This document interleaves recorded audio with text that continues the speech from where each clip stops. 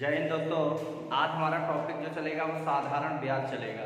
ठीक, इसके पहले आपका लाभ और हानि हो चुका है, लेकिन वीडियो अपलोड नहीं हो पाया है क्योंकि मैंने किया था और पता नहीं कैसे वो डिलीट हो गया। तो इसके बाद ये आपका आएगा और उसके बाद एक टॉपिक CI आएगा, फिर उसके पहले जल्द ही हम वो वाला टॉपिक लाभ और हानि हम डाल देंगे, फिर उसको भी आप लोग देख लेना। तो आज हमारा साधारण ब्याज चलेगा और साधारण ब्याज को कैसे हम साधारण तरीके से समझेंगे और इसको हम देखेंगे कि कैसे हम इसे अच्छे तरीके से समझेंगे और अच्छे तरीके से आपको एक बार में ही आ जाए। और इसमें बेसिक कैसे है और बेसिक कैसे हम समझेंगे और इनका कैसे हम यूज करेंगे वो भी आप लोग देखोगे। तो अब हम इसको स्टार्ट करते हैं और साधारण को साधारण तरीके से ही समझते हैं। तो साधारण ब्याज होता क्या है? तो साधारण मतलब सिंपल, ब्याज मतलब इंटरेस्ट।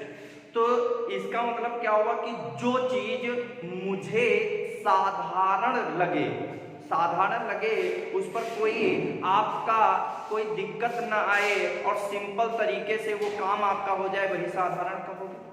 जैसे मैंने कहा कि आपको अगर आपको यहाँ आपको कोचिंग आना है और कोचिंग आने का एक आपको दे दिया जाए कि ये सरल तरीका, एक ही रोड यहाँ से चले जाना, सामने आपकी कोचिंग पड़ जाएगी, तो आपको इधर उधर नहीं जाना पड़ेगा।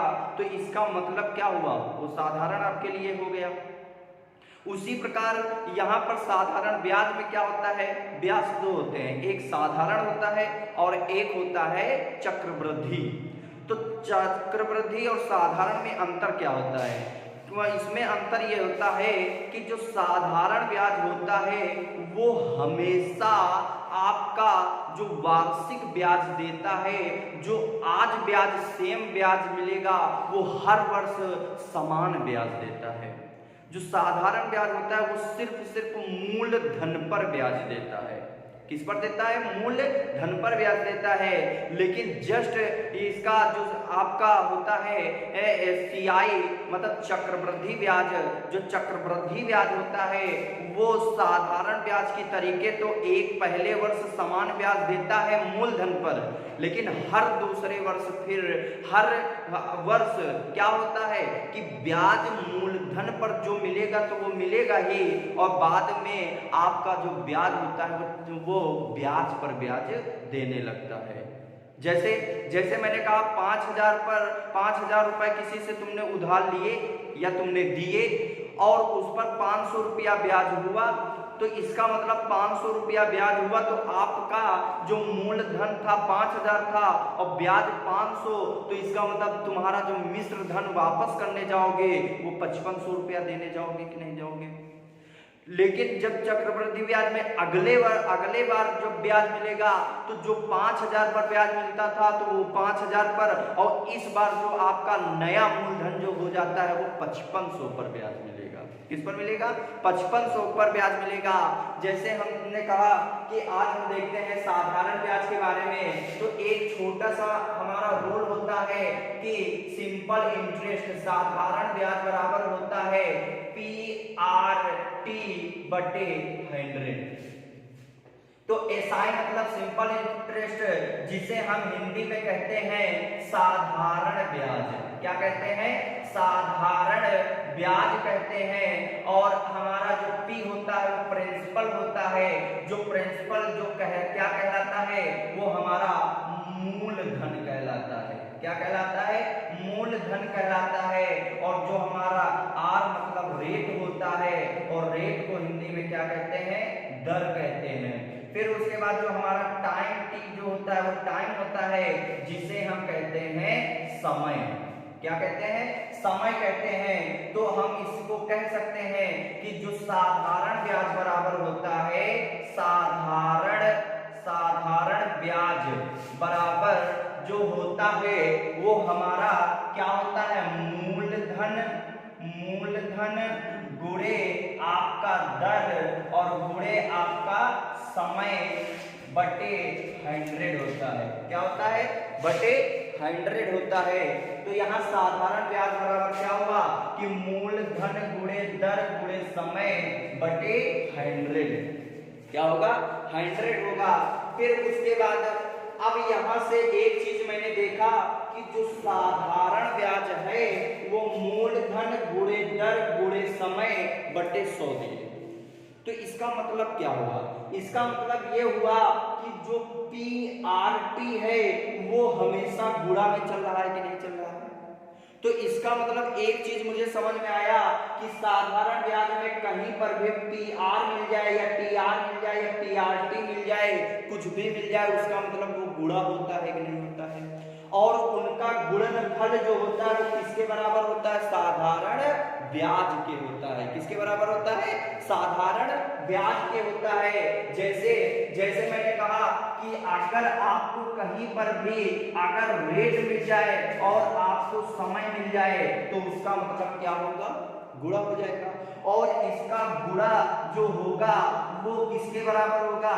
साधारण ब्याज के बराबर होगा। तो ये इसका मतलब क्या हो जाएगा कि साधारण ब्याज परसेंट आ जाएगा कि नहीं आ जाएगा? बोलो। तो इसका मतलब क्या हुआ कि अगर कहीं पर भी RT मिल जाए तो उसका गुणनफल साधारण ब्याज परसेंट के बराबर आ जाएगा कि नहीं आ जाएगा? तो इसका मतलब क्या हुआ कि कहने का मतलब यह है कि आपको जैसे कह दिया जाए कि कोई सपोज दैट कोई भी धन है और 5 वर्ष के लिए 5% की दर से आपको ब्याज दिया जा रहा है, साधारण ब्याज दिया जा रहा है। तो इसका मतलब उस धन का तुमको 5 साल बाद कितना परसेंट ब्याज मिलेगा? तो हमने कहा कि आपने कहा रेट 5% है और टाइम 5 वर्ष के लिए दिया गया है और आपको ब्याज कितना मिलेगा? तो हमने कहा साधारण ब्याज परसेंट जो हमारा होगा वो 25% होगा कि नहीं होगा? बोलो कितना होगा? 25% होगा कि नहीं होगा? क्योंकि हमने कहा R × T का मतलब क्या होता है? गुणा भी तो होता है कि नहीं होता है। इसका मतलब क्या होगा कि आप समझ सकते हो कि जो हमारा ब्याज होता है साधारण वो हर वर्ष समान ब्याज देता है कि नहीं देता है। जैसे जैसे मैंने कहा एक वर्ष में 5% की दर से ब्याज मिलता है, तो इसका मतलब एक साल में 5% ही तो ब्याज मिलेगा। अगर मैंने कहा उसी रेट की दर से 2 वर्ष में कितना परसेंट ब्याज मिलेगा? तो आप कहोगे 5 दूनी 10% ब्याज मिलेगा। मैंने कहा 3 साल में कितने मिलेगा? तो आप कहोगे 5 तिया 15% मिलेगा। हमने कहा 4 साल में कितना मिलेगा? तो आप कहोगे 5 चौको 20% ब्याज मिलेगा कि नहीं मिलेगा। तो उसी प्रकार जैसे जैसे मैंने कहा कि कोई धन 5% की दर से 2 वर्ष के लिए ब्याज मिलता है। कितने वर्ष के लिए? 2 वर्ष के लिए। तो इसका मतलब कि आपको रेट 5% दिए और आपको टाइम 2 दिए और आपसे कहा कि ये जो ब्याज है वो कितना परसेंट 2 साल में मिलेगा? तो आप कहोगे 5 दूनी 10% मिलेगा कि नहीं मिलेगा। अगर आपसे कह दिया जाए कि 5,000 रुपए है और 5,000 रुपए पर 5% की रेट की दर से 2 वर्ष के बाद कितना साधारण ब्याज होगा? तो आप यही कहोगे 5,000 का तो 2 साल में अगर प्रति वर्ष 5% तो 2 साल में कितना परसेंट ब्याज मिलेगा? 10% मिलेगा कि नहीं मिलेगा। तो 5,000 का 10% इसका मतलब हमको 2 साल बाद ब्याज मिलेगा कि नहीं मिलेगा। तो इसका मतलब 0 से 0 खत्म हो जाएगा। तो यहाँ से 50 गुणे 10 करोगे तो हमारा आंसर जो आएगा वो हमारा 500 आएगा कि नहीं आएगा? बोलो वो हमारा 500 आएगा। तो इसी पर देखते हैं एक प्रश्न इसी पर देखते हैं, इसको नोट कर लो। फिर उसके बाद अगला प्रश्न इसी पर हम करेंगे।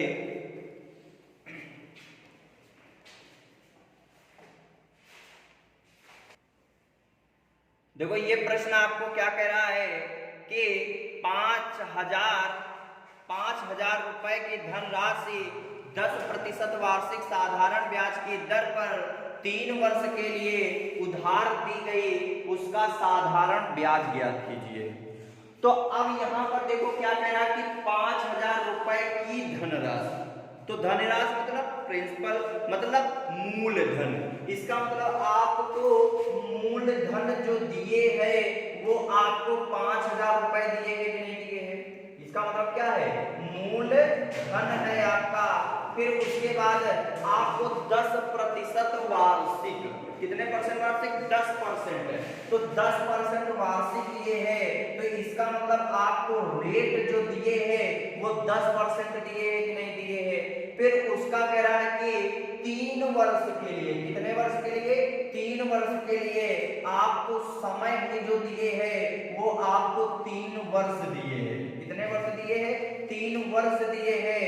तो यहां से उसने कहा है कि आपको यहां पर साधारण ब्याज बताना है, मतलब कि साधारण ब्याज, सिंपल इंटरेस्ट आपको बताना है। तो आप हमने देखा कि यहाँ पर आपने देखा कि आपको मूलधन भी दिए, रेट भी दिए, समय भी दिए और हमसे ब्याज पूछ रहा है। तो आपको अभी अभी बताया गया कि कहीं पर भी पीआरटी मिल जाए उसका मतलब गुणा होता है कि नहीं होता है, और उनका गुणनफल हमेशा साधारण ब्याज के बराबर होता है। तो हमने कहा कि जो हमारा सिंपल इंटरेस्ट होता है वो मूलधन और यहाँ पर आपका दर और समय बटे 100 होता है। तो हमने देखा कि 5000 रुपया दिए हैं और रेट 10% दिए हैं, टाइम हमारा 3 दिए हैं और बटे 100 कर देंगे इंटू यहाँ पर आप 2 जीरो से 2 जीरो खत्म हो जाएंगे, तो 5 15 और 1 जीरो ये 1 जीरो ये, तो 1500 हमारा ब्याज आ जाएगा कि नहीं आ जाएगा, बोलो। तो आपका ये देखो साधारण तरीके से आ गया कि नहीं आ गया। आप ऐसे ओरल भी कर सकते थे, ओरल इस तरह कर लोगे कि उसने कहा कि मूलधन 5000 रुपया है, तो हमसे नहीं मतलब मेरा धन कितना है, इसको थोड़ी देर के लिए हम साइड में रखते हैं। उसने कहा 10% की दर से प्रतिवर्ष 10%, तो 10% मतलब रेट आपको 10% दिए और कितने साल तक, 3 वर्षों तक। कितने वर्षों तक, 3 वर्षों तक। इसका मतलब अगर आप देखो कि प्रतिवर्ष अगर 10% की दर से मिल रहा है ब्याज, तो 3 साल में आपको 10 या 30% ब्याज मिलेगा कि नहीं मिलेगा। तो इसका मतलब कि 30% ब्याज मिलेगा। तो मेरा धन कितना था, 5000 रुपया था, तो इसका मतलब मेरा धन 5000 रुपया था, 5000 का 3 साल में 30% ब्याज मिलेगा कि नहीं मिलेगा। तो बस हमने क्या किया, 5000 रुपए का का मतलब गुणा 30% मैंने निकाला, तो यहाँ पर हमने देखा 5 या 15, हमारा 1500 आंसर आ गया साधारण ब्याज आपका। बस इतने में ही हो जाएगा। आपको अगर फार्मूला नहीं भी आता है तो इतने में ही हो जाएगा, नोट कर लो। देखो अगला प्रश्न क्या कह रहा है और इसको आप ओरल में करके बताओगे, इस पर आप ज्यादा समय नहीं लेना है आपको। उसने कहा है कि वह धनराशि ज्ञात कीजिए जिस पर 9% वार्षिक ब्याज की दर से साधारण ब्याज 270 रुपया है, जो 3 वर्ष की अवधि के लिए उधार दी गई। आपने देखा कि यहाँ पर जो ब्याज की दर है वो 9% है कि नहीं है, तो हमने कहा ब्याज की दर 9% है, तो हमने कहा ब्याज 9% है, तो मैंने 9% लिख लिया कि नहीं लिख लिया रेट। और उसको जो ब्याज है वो कितनी अवधि के लिए है, मात्र 3 साल की अवधि के लिए है कि नहीं है। और आपको 3 साल में ब्याज जो मिला है वो कितना % मिला है, तो आपको ब्याज जो मिला है, ब्याज जो मिला है वो 270 रुपया मिला है। कितना मिला है, 270 रुपया मिला है। तो आपने ब्याज % पढ़ा कि नहीं पढ़ा, कहीं पर भी आरटी मिल जाए। मैंने कहा 9% की दर से 3 वर्ष के लिए है, अगर प्रति वर्ष 9% ब्याज मिल रहा है तो 3 वर्ष बाद कितना ब्याज मिलेगा, तो आप कहोगे 27% ब्याज मिलेगा कि नहीं मिलेगा, बोलो। आप कहोगे 27% ब्याज मिलेगा, तो इसका मतलब कि 27% आपको ब्याज मिलेगा।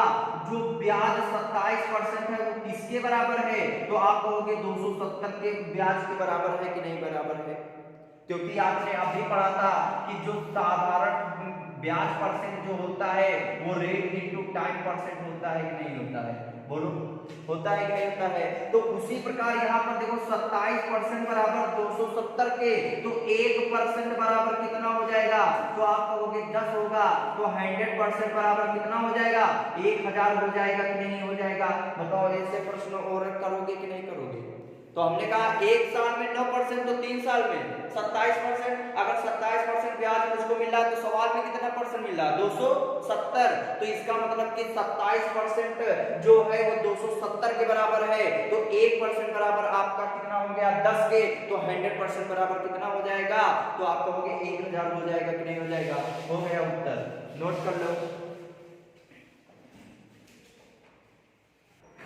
देखो अगला प्रश्न क्या कह रहा है? कह रहा है कि 2000 रुपए पर 5% वार्षिक ब्याज की दर से 3 माह का साधारण ब्याज ज्ञात कीजिए। तो हमने आपको पहले ही बताया कि जो साधारण ब्याज होता है हमेशा याद रखना वो हमेशा वार्षिक ब्याज देता है। कैसा ब्याज देता है? वार्षिक ब्याज देता है और हर वर्ष समान ब्याज देता है। हर वर्ष समान ब्याज देता है। जैसे जैसे उसने कहा है कि 2000 रुपए, तो इसका मतलब मूलधन जो आपका प्रिंसिपल जो दिए है वो 2000 रुपए दिए हैं। अब आपको रेट जो दिए है वो 5% दिए ही है और 3 माह मतलब समय जो दिए है वो 3 माह दिए है। और माह को अगर हम वर्ष में चेंज करेंगे तो आप जानते हो एक वर्ष में कितने माह होते हैं? 12 होते हैं। तो यहां से अगर हम 12 से वो करेंगे तो 300 को 12, इसका मतलब वर्ष में 1/4 वर्ष आ जाएगा कि नहीं आ जाएगा? बोलो। अब हमसे साधारण ब्याज पूछ रहा है तो बस वही हमारा साधारण ब्याज बराबर होता है मूलधन गुणे दर गुणे समय बटे 100 होता है कि नहीं होता है? बोलो। तो यहां से हमने कहा 1 0 2 0 1 0 2 0 ये आपके समान खत्म हुए। 4 से काटोगे तो 4 पंचे 20, तो इसका मतलब 5 गुणे 5 55 25। तो कहीं पर भी अगर आपको माह आ जाए तो माह को हमेशा याद रखना कि 12 से डिवाइड करोगे तो वर्ष में बदल जाएगा। तो यहीं पर अगर आपको दिन दे दे, क्या दे दे? दिन दे दे, तो दिन के लिए आप हमेशा याद रखना कि 365 से भाग करना। कितने से भाग करना? 365 से। जैसे आपको कह दे कि 292 दिन, तो 292 दिन को वर्ष में बदलोगे तो कहां कितने से भाग करोगे? 365 से भाग करोगे। कितने से भाग करोगे? 365 से भाग करोगे। नोट कर लो इसे। अगला प्रश्न देखो, कह रहा है कि 4000 रुपए पर 5% वार्षिक ब्याज की दर से 2 वर्ष 3 माह 73 दिन का साधारण ब्याज ज्ञात कीजिए। ये आपका इस वीडियो का अंतिम प्रश्न है जो आपको ये करना है। तो अब इसको प्रश्न करने के लिए कैसे करोगे? और ये प्रश्न बार बार अब कैलकुलेटिव बन गया है और इसको करने में समय भी लगता है, लेकिन हम लोग इसको करेंगे। और कैसे करेंगे? सरल तरीके से आपको 2 तरीके बताए जाएंगे इसको करने के लिए, ठीक। और अगर आपको पसंद आ रहा है वीडियो तो आप लाइक और शेयर सब्सक्राइब जरूर करना, ठीक, ताकि हमारा भी मनोबल और बढ़े और हम इसी तरह वीडियो बनाते रहें। तो अब यहाँ पर क्या कह रहा है कि 4000 रुपए पर, तो इसका मतलब मूलधन आपको 4000 रुपए दिए हैं, ठीक, और आपको रेट जो दिए हैं वो 5% दिए हैं और आपका समय जो दिए हैं वो 2 वर्ष 3 माह और 73 दिन, यही तो दिए नहीं दिए। अब यहाँ पर ये आपको दिए हैं और आपको कह रहा है कि हमको साधारण ब्याज ज्ञात करके बताओ। तो सबसे पहला तो हमारा तरीका होता है कि जहां पर PRT मिल जाए उसका मतलब गुणा होता है, लेकिन यहाँ पर दे दिया 2 वर्ष 3 माह 73 दिन। अब 3 चीज, क्योंकि हमको पता है कि साधारण ब्याज जो होता है वो हमेशा वार्षिक मिलता है, हमेशा वार्षिक मिलता है। तो ऐसे प्रश्न करने के लिए आप क्या करोगे? तो एक तो तरीका होता है कि आप पहले 2 वर्ष का निकाल लो, 3 वर्ष का निकाल लो, 73 दिन का निकाल लो और सभी को जोड़ दो, आपका आंसर आ जाएगा। फिर दूसरा तरीका क्या होता है कि 2 वर्ष 3 माह, अगर 2 वर्ष 3 माह दिए हैं तो इसका मतलब आप कह सकते हो 2 वर्ष में आपके 24 माह हो गए और 3 ये हो गए, तो 24 और 3 27 माह हो जाएंगे कि नहीं हो जाएंगे। तो इसको हम क्या ये लिख सकते हैं कि 27 माह को वर्ष में बदलने के लिए 12 से भाग कर देंगे और 73 दिन को वर्ष में बदलने के लिए 365 से भाग कर देंगे। तो यहाँ से हम अगर देखें तो यहाँ से अगर आप देखना चाहते हो तो 3 9 27 होते हैं और 3 चौको 12 और 73 एकम 73 73 पंचे 365 हो जाएंगे। तो यहाँ से अगर हम इसको देखें तो 4 और 5 का एलसीएम ले लेंगे तो 4 पंचे 20, तो 5 9 45 त्रियक गुणा 5 9 45 हो जाएगा, 4 एकन्ना 4। तो यहाँ से अगर हम देखें 45 4 कितना हुआ 49/20 वर्ष हमारा आ गया कि नहीं आ गया। अब इसको हम डायरेक्ट कह सकते हैं कि साधारण ब्याज बराबर मूलधन गुणे दर गुणे समय अब यहाँ पर बटे 100 हो जाएगा कि नहीं हो जाएगा। तो यहाँ से 1 0 2 0 1 0 2 0 1 0 से ये 0 खत्म हो जाएगा और 2 से 2 दूनी 4 हो जाएगा। तो यहाँ से अगर हम देखें 5 दूना 10 गुणे 49, तो यहाँ पर 490 आ जाएगा कि नहीं आ जाएगा। तो ये हमारा आंसर हो जाएगा कि नहीं हो जाएगा। तो इसको नोट कर लो। फिर यही तरीका आपको एक दूसरा बताया जाएगा, वो भी अगर समझ में आ जाए तो वो भी कर लीजिए। नोट हो गया हो तो हम इसको रिमूव करते हैं। फिर दूसरा तरीका देख लो इसी का। तो दूसरा तरीका मैंने कहा कि 4000 रुपए है तो 4000 रुपए है और इस पर 5% रेट तो वही है, 5% की दर से 2 वर्ष के लिए अगर हम साधारण ब्याज निकालें तो हमारा PRT 500 हो जाएगा। अब हमने कहा कि 3 माह का, तो हमारा तो धन तो वही है और रेट वही है, सिर्फ हमको 3 माह में लेना है। तो 3 माह को अगर हमको वर्ष में बदलना होता है तो 12 से भाग करना होता है। फिर 4000 रुपया वही है, 5% की दर से 73 दिन पर अगर ब्याज लेना है तो आप जानते हो कि 73 दिन को अगर वर्ष में बदलना है तो 365 से भाग देना पड़ेगा। तो अगर हम यहाँ देखें 5, यहाँ 1 0 2 0 1 0 2 0 5 दूनी 10 और 10 का गुणा अगर हम 40 में करें तो 400 आ जाएगा। तो यहाँ 1 0 2 0 1 0, तो यहाँ 3 से 3 चौको 12 4 एकन्ना 4, तो यहाँ पर आपने कहा कि 10 गुणे 5 10 25 50 हो जाएगा। और यहाँ पर अगर हम देखें 73 एकम 73 73 पंचे आप कहोगे 365, तो 5 से 5 ये खत्म हो जाएगा, 0 0 0 0 ये खत्म हो जाएगा। तो ये आपका 40 आ जाएगा कि नहीं आ जाएगा।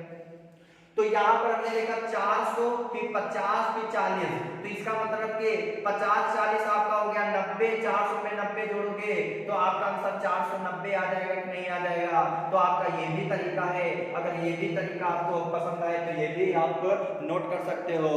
तो अब इतना ही रखते हैं और आपको हम अब जो आपका लाभ और हानि है उसको हम अगले पार्ट में कभी समय जल्दी ही मिलेगा, हम उसको अपलोड कर देंगे।